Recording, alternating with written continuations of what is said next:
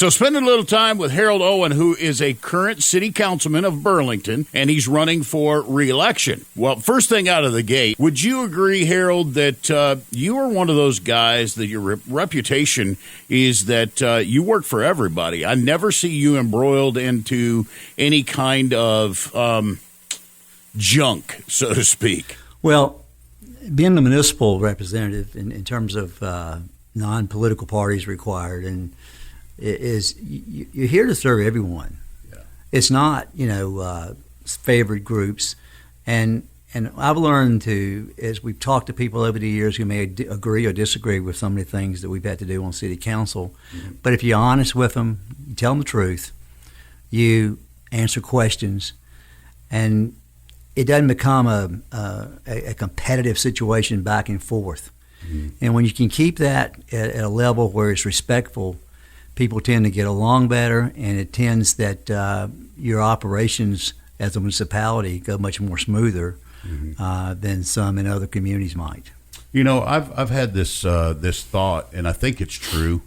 The more you kind of, and a lot of people use that buzzword transparency, but if you disseminate the information, you make things clear to people, us the voters, then you have a tendency to get along better. If you're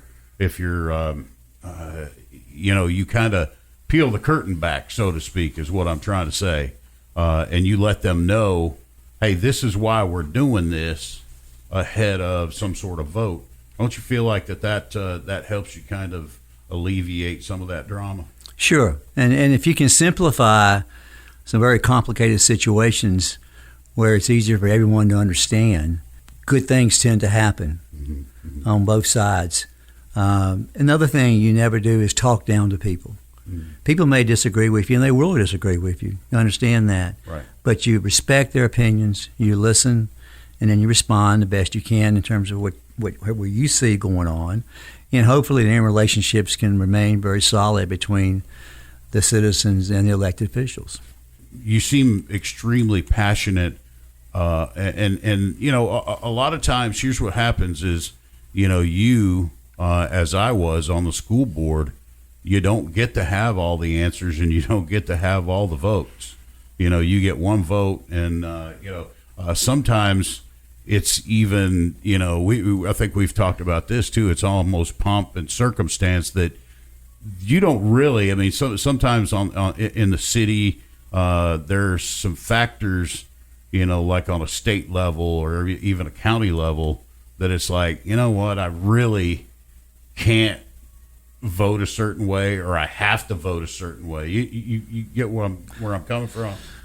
Yeah, it's you have to prepare for each meeting. And our agenda session for tonight, for example, is probably 60 pages thick. Right. And then the city council agenda for tomorrow night. And you've been on county commissioners. Yeah. This is no a couple of pages to look over before the meetings begin. It takes time to go through that, and you need to understand it. And then if you don't, then when you get into a meeting, you're just not as prepared, and your vote is, you hope it's the right thing you feel like to do, but also you need to make sure you get as much information as you can, and then do what's best for the majority of the people, no matter who they are.